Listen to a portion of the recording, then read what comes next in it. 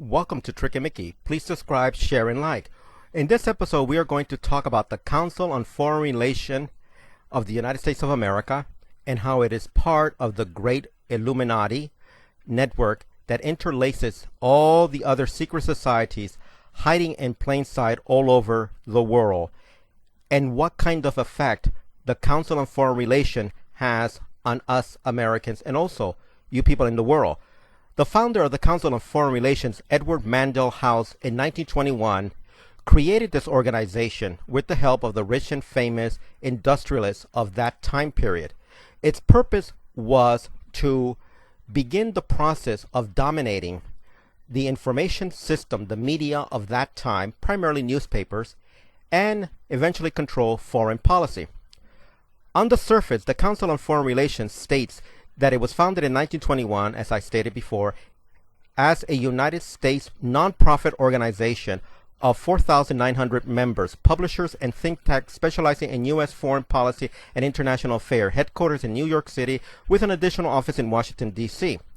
But as we see, the first job of the C.F.R. was to gain control of the press.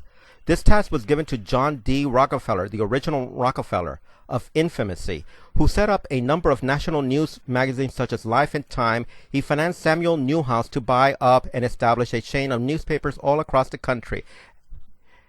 President Woodrow Wilson and his regrets, the 1919, the creation of the Federal Reserve.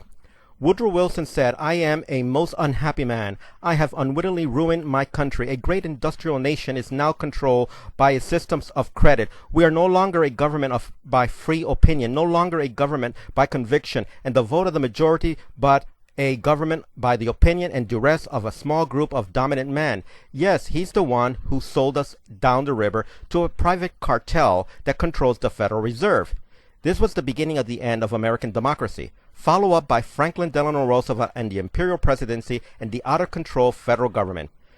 Here he is stating, "The real truth of the matter is, as you and I know, that a financial element in the large centers had owned the government ever since the days of Andrew Jackson. This is inherently incorrect. Andrew Jackson fought the creation of the central bank. The C.F.R. is responsible for the planning of the UN, and it can be traced to the secret steering committee established by the Secretary of State Cordell Hull in January 1943. All of the members of the secret committee, with the exception of Hull, a Tennessee politician, were members of the Council on Foreign Relations. They saw Hull regularly to plan, select, and guide the labors of the State Department Advisory Committee. It was, in effect, the coordinating agency for all foreign policy. Here we have another member of the C.F.R. He states, "We shall have a world government, whether or not you like it, by consent or conquest." This man was a very infamous individual who stated this in 1950. The drive for the Rockefeller and their ally is to create a one world government combining supercapitalism and communism under the same tent, all under their control. Do I mean conspiracy? Yes, I do. I am convinced that there is such a plot, international in scope, generation old in planning, and incredibly evil in intent. This guy was killed very suspiciously in 1976. Congressman Larry P. McDonald died in 1976 when the airline 747 Korean airline was shot out of the sky by the Soviet Union. Here we have United States Senator Barry Goldwater from Arizona in 1964 stating, "The Trilateral Commission is intended to be the vehicle for multinational consolidation of the commercial and banking industry by seizing control of the political government of the United States. The Trilateral Commission represents a skillful, coordinated effort to seize control and consolidate the fourth center of power." It works hand in hand with the Council on Foreign Relations. "I don't want a nation of thinkers. I want a nation of workers. Yes, peasants, slaves to corporation, feudal capitalism." And that's John D. Rockefeller, who currently heads the Rockefeller family. The media is controlled completely and absolutely by six corporations. We cannot have a real, fair, and open press. We are constantly being controlled, and therefore we don't know the real truth. For example, If you say, I think we should restore the rule of law and the Bill of Rights, stop waging illegal war and stop illegal surveillance of American citizens, the media and the government will call you an extremist, because people who think are inherently a threat to the power elite. President Kennedy said, there's a plot in this country to enslave every man, woman, and child. Before I leave this high office and noble office, I intend to expose this plot. I wonder what happened to him. Well, unfortunately, 7 days after he made this statement, he was assassinated in Dallas, Texas. Is this a coincidence?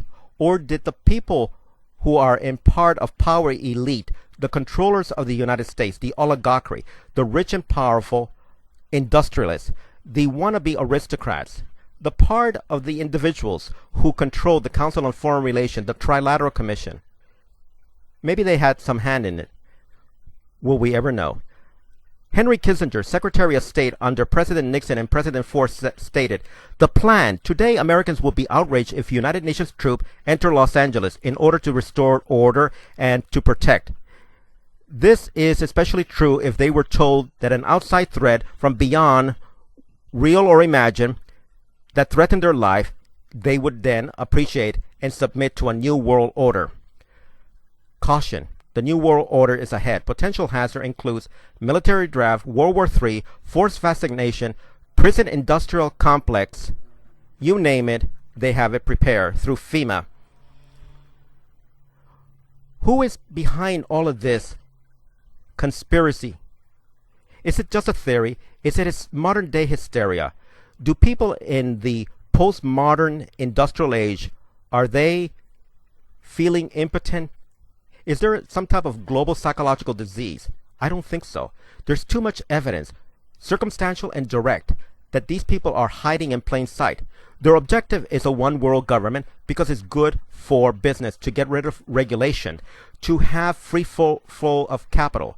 What they're aiming for is a political system similar to the one that the People's Republic of China has.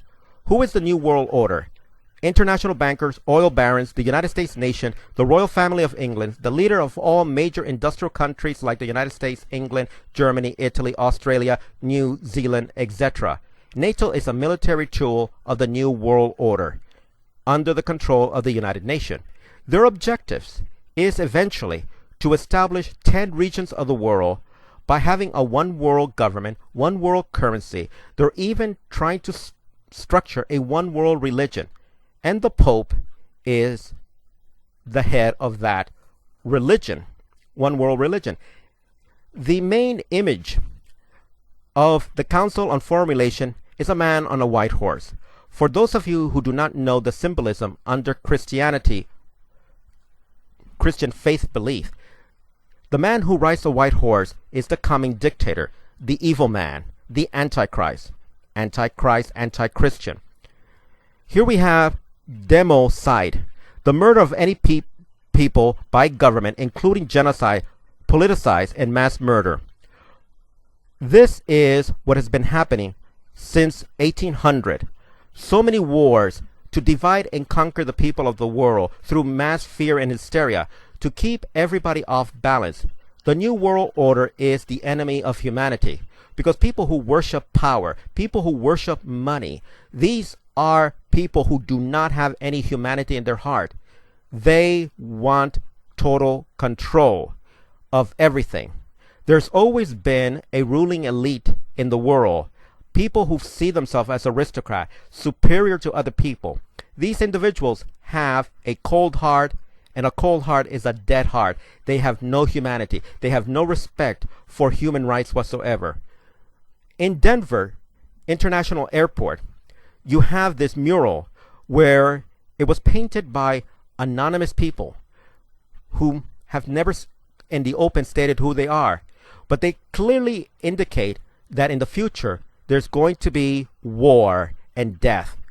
The police is under their control domestically and internationally. They have been trained not to trust their fellow citizens, to consider all people outside of the police force to be the potential enemy. They serve and protect the people who write the paycheck to them. what is the future for my country, the United States of America? The way it's going, by the control of the people who have control of the political center in Washington, D.C., and the financial capital of the United States is New York City, it doesn't look good. But why has all of this happened? Because people do not want to take responsibility to be in charge of politics, to vote, to become more aware of their community, to reach out to their neighbors and help each other. Therefore, we have ceded authority to a new world order. Thank you for listening. This is Tricky Mickey. Until next time, take care.